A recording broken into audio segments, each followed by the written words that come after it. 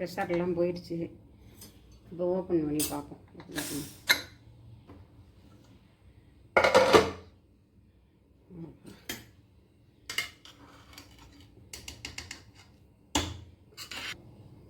தக்காளியை கொஞ்சம் நல்ல பெரிய துண்டாகவே நறுக்கிடுவோம்.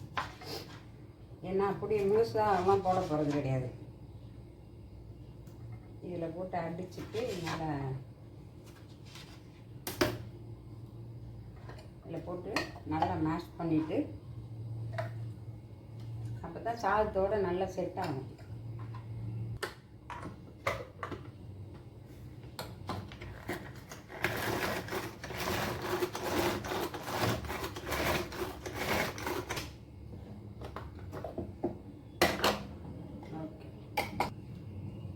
நல்லா இதில் போட்டு நல்லா அடிச்சுக்கணும்.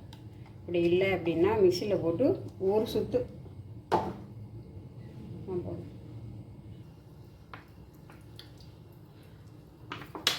தேவையான அளவு ஊற்றிக்கணும். தக்காளி வெங்காயம் எல்லாம் மசியணும். எண்ணெய் காஞ்சதுக்கப்புறம் கொஞ்சம் பட்டை,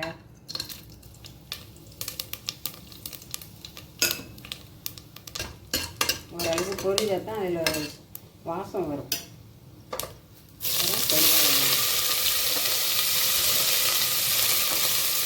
பச்சை மிளகா, வெங்காயம் நல்ல பொன்னிறமாக வதங்கட்டும். கருவேப்பிலையும் போட்டுக்கணும். நல்லா வதங்கிடுச்சு. இப்போ தக்காளி சேர்த்துக்குவோம்.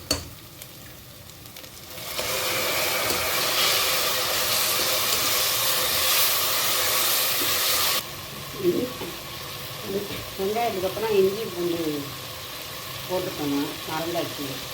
இப்போ சேர்த்துக்க வேண்டியதில்லை. சேர்ந்து நல்லா வதங்கட்டும். ஓரளவுக்கு நல்லா வெந்துடுச்சு. அப்புறம் கரம் மசாலா பொடி, மிளகாத்தூள், உப்பு, தேவையான அளவு உப்பு, லைட்டாக மஞ்சள்தூள். நல்லா வதங்கிடுச்சு தக்காளியும். இப்போ நல்லா அலசி ஒரு அரை மணி நேரம் ஊற வச்ச அரிசி நல்லா இதை கலந்து விட்டுட்டு 1 டம்ளர் அரிசி போட்டுப்போம். அதுக்கு ஒரு 2 டம்ளர் ஊற்றுவோம். என்னென்னா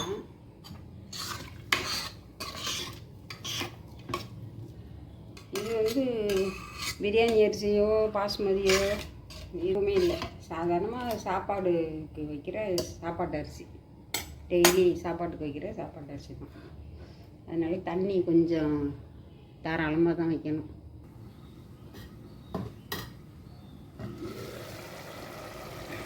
ஓரளவுக்கு தண்ணி வச்சிருச்சு. இனிமேல் மூடி வெயிட்டு போட்டுடலாம்.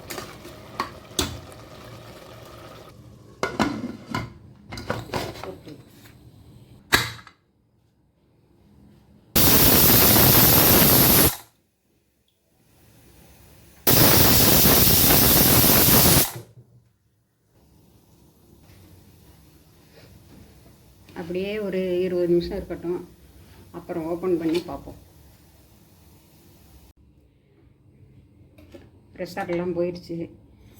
இப்போ ஓப்பன் பண்ணி பார்ப்போம்.